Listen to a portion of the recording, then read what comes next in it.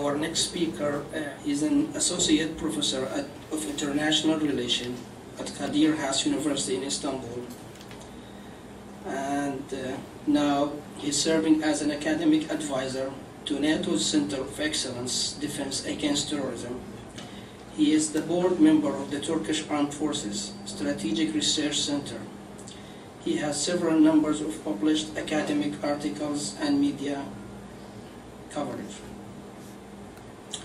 He will be presenting next week in Washington, D.C., and his topic will be Turkish policy towards the North Caucasus and Abkhazia. And one main reason he is here today, because he is a Circassian looking for Circassia like us. Please, let's welcome Dr. Mitat Celikpala. Thank you very much indeed. It's my pleasure and honor to be here and to give a speech, such a kind of an audience, and it's very important for me, and it's an initial, I hope, and I'm going to try to give a perspective on Turkey's policies towards the North Caucasus and Caucasus in general, and the diaspora's position in Turkey mainly, but I try to touch some issues, starting with Turkish policy or Turkish assertiveness towards the Caucasus, and its reflections on the North Caucasus, whether there is a Turkish foreign policy or policy towards the North Caucasus or Circassians or not, and what kind of a role the diaspora can play or did play in Turkey to change Turkey's position or policy outlook towards those issues, and what about the agenda of diaspora regarding Sochi Olympics or the Circassian genocide issues? Are there any venue for the diaspora in Turkey to discuss all those issues? These are the main points that I'm going to try to touch upon, but to questions and then comments we may go further. And as you all know, Sergei Bagapsh has visited Turkey at the end, last month, after 2 different trials that failed beforehand. But it is so important, especially for the diaspora in Turkey, not just for the Abkhazian diaspora, but the Circassian diaspora as well. And this was a unique case, and Turkish diaspora was very happy with this visit, but Turkish government showed a sort of, how can I say, a sort of, yes, a sort of to do this, but I know it is a revolutionary time or day for Turkish foreign policy, because they allow Bagapsh to visit Turkey, and it has some direct effects on Turkish foreign policy, because when you look at Turkish foreign policy in 1990s or all the way 2000, first decades of 2000, and then Turkish foreign policy pretended that there is no Abkhazia, no Abkhazians, and there is no problem of Abkhazia over the Caucasus. And for Turkish government and Turkish foreign ministry, there is a Caucasus, which means the South Caucasus, composed of Azerbaijan, Armenia, and Georgia. There are some problems in the South Caucasus, but it is beyond Turkey, and the priority is the territorial integrity of all those countries, whether the Abkhazians or Ossetians asking for independence, whether they have a real and just cause or not. This is not important. For Turkey, what is important was to have territorial integrity for Georgia, for Armenia, for Azerbaijan. And for the North Caucasus, there is no foreign policy of Turkey towards the North Caucasus, because North Caucasus is a part of Russia. Therefore, for Turkey, having a policy towards North Caucasus means having a policy towards Moscow. You have to go to Moscow first, and then you start to discuss the issues related with the Circassians. Whether you have a great population, 5 to 6 or 7 million diaspora is living in Turkey, is important or not, but Turkish governments do not care that much, and they just go through Russia or Moscow to deal with all those Circassian issues. And the events in Abkhazia changed the track, because it has direct effects on diaspora's policies in Turkey. For the diaspora, the Abkhazian case, or the Abkhazian independence, became the priority after 2004 or 5. And in 2008, the August War has a direct effect on diaspora in Turkey, and they changed the track. Therefore, since 2004 or 5, there is no such an issue what's going on in the North Caucasus, in Adige Republic, or Karachay-Cherkess, or Kabardey-Balkar for diaspora, or Sochi Olympics, or the genocide issue. The priority is the Abkhazia. And then Abkhazia and Abkhazian independence take the agenda in diaspora, and therefore it takes some role or agenda in Turkish foreign policy.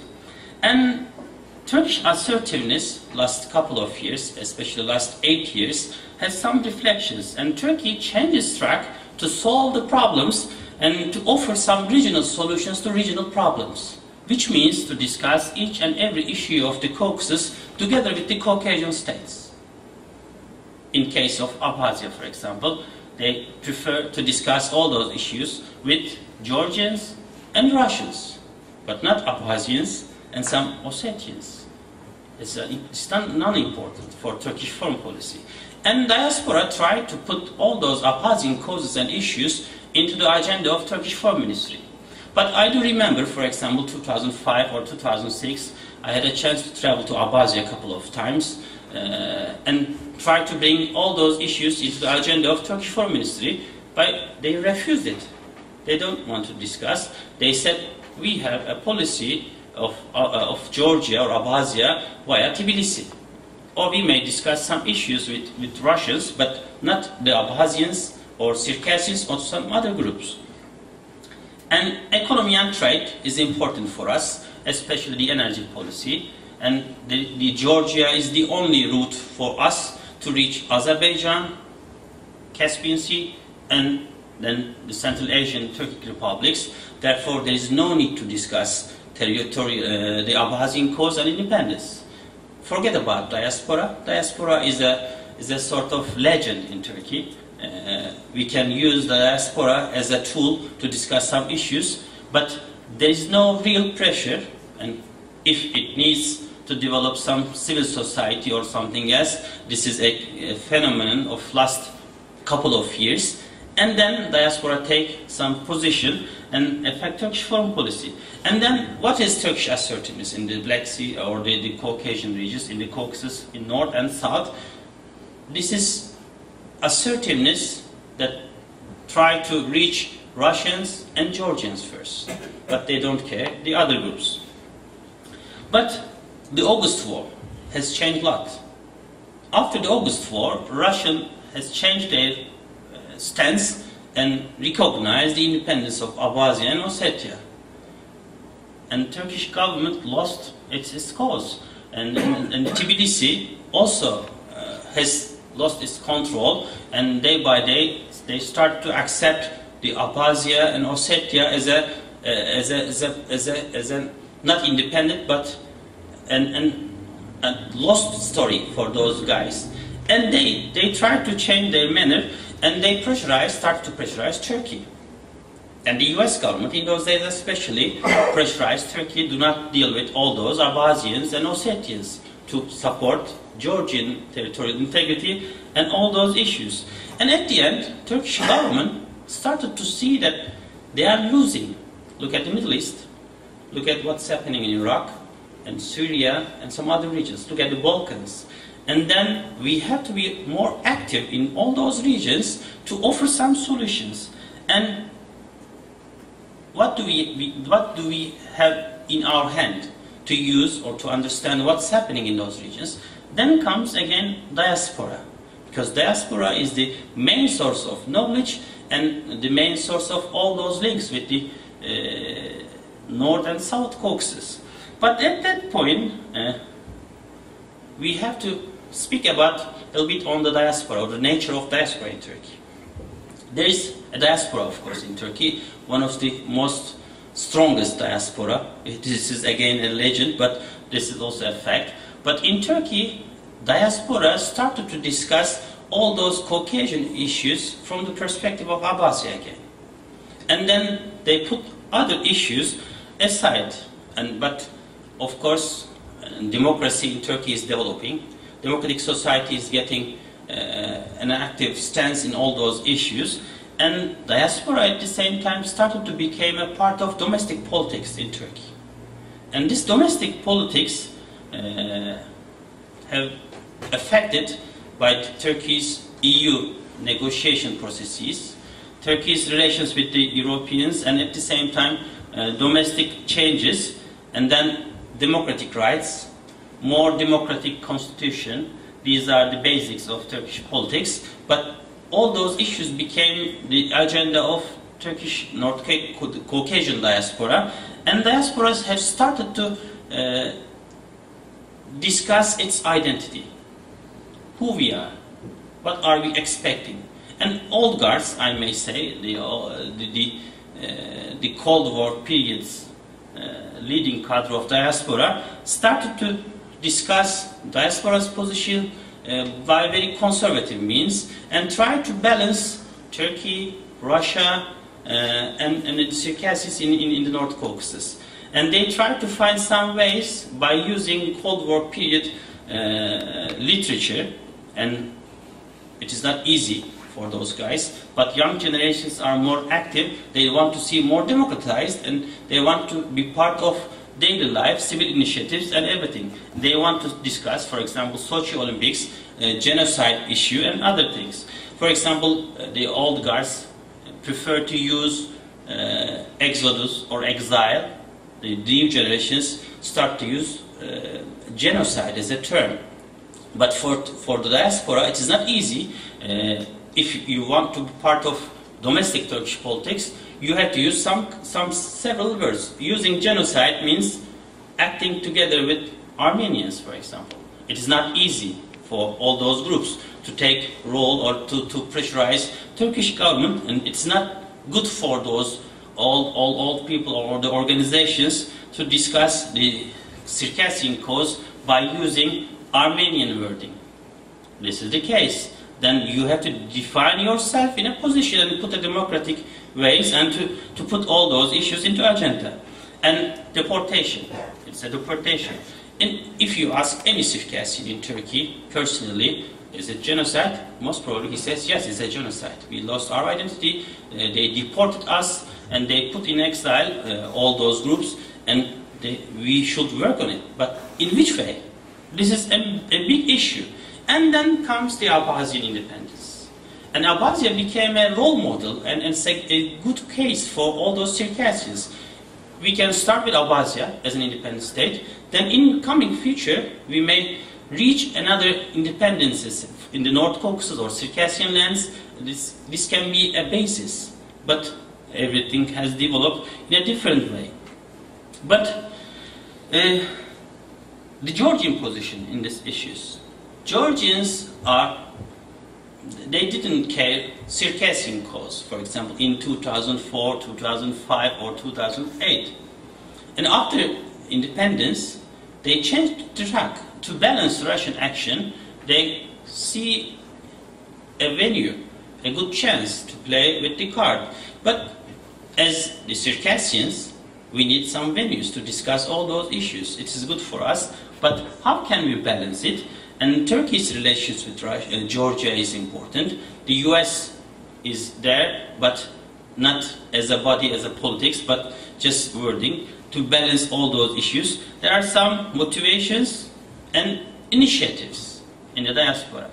Currently in Turkish diaspora, of course there are, as you know, most of them just follow up, we have two big Circassian federations. One is the biggest one, CAFED, and the other one is smaller. They represent almost 90% of all those Circassian associations. But newly established Abkhazian Federation, with the participation of 7 or 8 associations from different parts of Turkey, representing Abkhaz groups, and they are working together. But Abkhazia is still the central concern, but all those movements and initiatives beyond those associations and federations start to emerge among the diaspora last couple of years, especially last 2 years, because all those initiatives and movements, they are not associations or they are not legally established bodies, but just initiatives taking specific issues into their agenda and looking for a support. This is very civil society initiative, and they are using all those social media things to create awareness among the diaspora members without using well-defined official bodies, because all those official bodies are very strict bodies and they have their own lines, and it's not easy to act within these bodies because they can control very traditional ways, but we need some radical, in quote, or revolutionary activity, and it is better to establish those initiatives and use social media like the Arabic lands or the Middle Eastern revolutions. And when you look at the activities, language issue, education, TV and broadcasting are the main issues, but still they don't discuss Sochi Olympics or genocide issue. There is no discussion at all, and some mainstream organizations like CAFET refuse to take part in all those activities to discuss even the protests in Istanbul and Ankara. You may see all those pictures on the internet with the participation of very tiny number of Circassians protesting Turkish government or other governments. But they do not discuss genocide issue or Russia or the foreign policy. They are just discussing or searching for their civil rights. And again, they are using the word deportation. I saw, for example, the establishment of a new association of 1864. It's a new association. There was a news on newspaper regarding the establishment of this association, but they said we established 1864 association.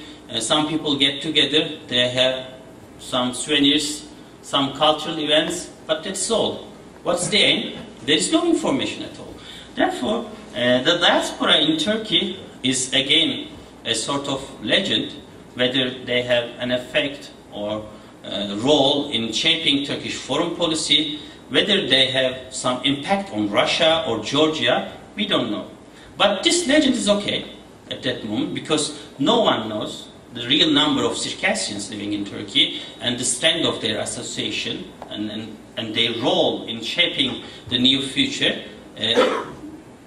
Then the Europeans, Russians, Americans and some other governments try to understand the nature and the shape of diaspora in Turkey.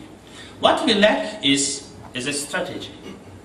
If you want more active Turkey because of this diaspora there, if you want more active US or the European Union or European countries, we need strategy.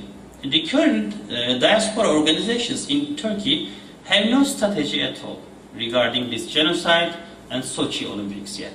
Of course, there are some groups working together with you, and they are aware of this genocide and Olympics and its effect on Circassian population and future of Circassia, but they are not well-defined blueprints. They don't have strategy and organization. What we need is to develop a kind of strategy for 2014 or I don't know, 2020 maybe. What kind of a Circassia do we want to see? And what kind of a political activity or political bodies do we have to establish in Turkey, in Europe, or in the US? I don't know. And what kind of ways and means that we have to establish to coordinate all those activities among the diaspora, because we are so different. In your case, for example, you are Circassians from different diaspora countries, from Lebanon, from Syria, from Turkey, or Jordan, and different countries. But diaspora in Turkey is a sort of unified diaspora. The Turkish diaspora's problems are the problems of Turkey. Turkish domestic politics, Turkey's democratization. They have some priorities, and their limitations are the limitations of Turkey. This assertiveness can bring some end result, but we are not sure on those issues. I may conclude my comments by saying that, for example, a couple of months, one of the top people in the Foreign Ministry of Turkey said we have to develop a North Caucasian policy. It's a revolutionary step. For the first time, a top guy from the Turkish Foreign Ministry says we have to develop a North Caucasian policy, which means a Circassian policy. But the Turkish government, of course, aware of the existence of diaspora, but this policy is whether to control diaspora Circassian groups in Turkey, aims at controlling those groups, or aims at establishing a pressure group to control or to affect Russian policies. Most probably we will see more active Turkey because of trade and economy and good cooperation with Russia. We have chance to discuss with my friends yesterday night and today morning, and Turkey and Russia signed different agreements. Last case, a visa-free regime was established, and it has started to work last month. Most probably it has some effects on our diaspora and Circassian population. All those tradesmen and businessmen and some groups aiming to trade with Russia has to infiltrate all those regions. What kind of effects on the North Caucasus? I don't know at that moment. But we will see Turkey more in those regions, but in a political way, is it constructive, good for Circassian cause or not? I don't know. For Turkish diaspora, again, it's not easy to play with this genocide discussion. Most probably they refrain to discuss or take part in all those activities openly. Do not want to alienate Russia. Therefore, it is a little bit complicated issue. Whether we will have more active Turkey or we will have more authoritarian Turkey to take control of diaspora's activities to ease Russia or not. These are more complicated and big questions, and we will see. And it is very closely related with the future of Abkhazia. And the president, the Abkhazian President Bagach, said, we just want to establish links with Turkey, initially cultural, educational, and trade relations. The politics comes later. But I don't know whether we have a luxury to leave politics aside or not, because it is a political issue and we have to take it into account. And our Georgian fellows, they are so active. You can see lots of activities related with Circassians, but they do not say anything about Abkhazia. That makes everything more complicated again, because they are just speaking on Russia, Russians, Americans and Turks, but they do not speak, for example, Abkhazians. For the Circassians in Turkey, the Abkhazia is the main concern. Then how can we see more active Turkey and more active diaspora? These are the big questions and question marks. I think this is enough to take the floor. What is questions? You are smiling and have some comments and questions. Thank you very much indeed again for your attention.